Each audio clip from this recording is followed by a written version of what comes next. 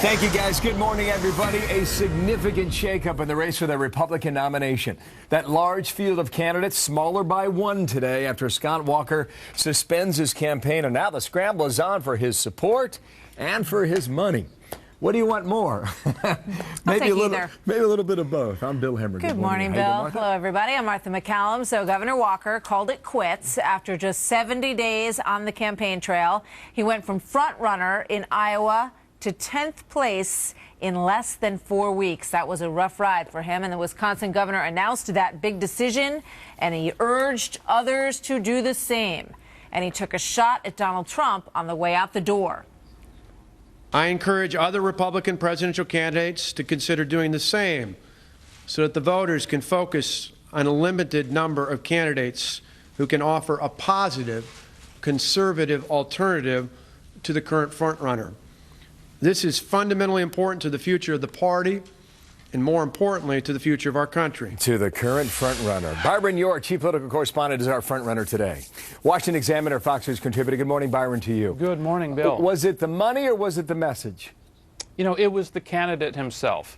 Remember, Scott Walker started out with a huge well of respect from conservatives and Republicans for the work he had done, especially the fight against public employee unions in Wisconsin. Huge well of respect. They thought he was maybe a boring campaigner. And then in January, he goes to Iowa, he gives a knockout speech and just kind of shoots to the top of the Republican race. The problem was some of his weaknesses began to show up shortly after that.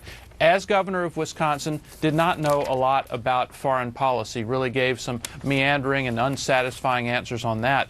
Bigger problem, also as governor, he didn't know a lot about the national issues that presidential candidates have to deal with all the time. So that began to feed suspicions in the Republican world that he wasn't quite ready for prime time. And finally, those were kind of brutally exposed in the debates, the Fox debate in August, just last August 6th, and this CNN debate last week. You know, you put it well in your piece. The presidential campaign did what campaigns do.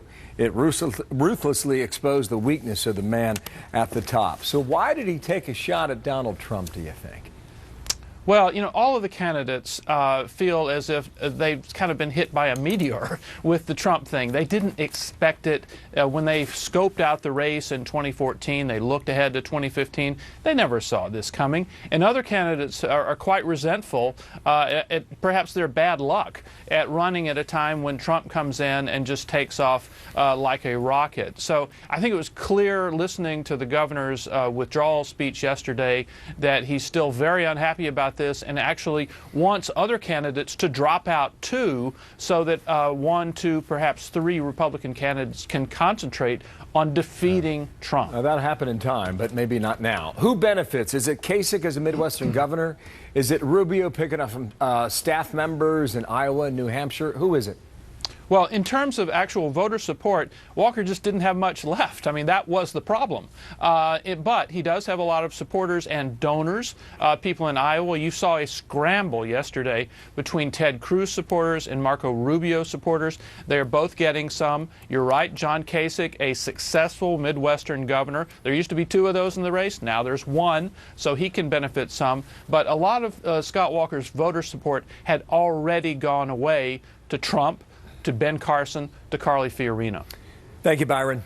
More to come on Thank this. You, Bill. Yeah, full analysis throughout the day here, too, as well. Thank you, Byron York, leading our coverage there in Washington. Martha. Well, meanwhile, Ben Carson is dealing with his own firestorm right now, clarifying his remarks that he believes a Muslim should not be president. Carson says he wasn't talking about all Muslims, just radical jihadists who follow Sharia law. Here he is on day 2 of that. If someone has a Muslim background and they're willing to reject those tenets and to accept the way of life that we have, and clearly will swear to place our Constitution above their religion, then of course they will be considered infidels and heretics. But at least I would then be quite willing to support them. Well, but Donald Trump, meanwhile, also weighing in, saying your religion should not be an issue in the race for the White House. Here is Trump with Greta from last night on that.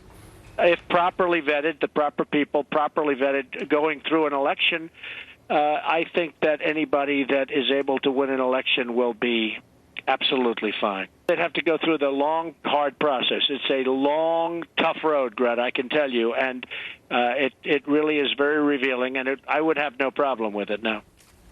We're going to have more on this in just a few minutes. We're going to sit down with presidential candidate Lindsey Graham. That is coming up on America's Newsroom. We'll get his reaction to Walker dropping out, to Trump's statements and Carson's statements on the Muslim issue, which for some reason has become a big issue in the early stage of this campaign. So we'll talk to him coming up. A lot to cover. You know, the tenor of this race changes a little bit every day. All the time. Sometimes it changes a lot, as we have today. Let's come up in a moment.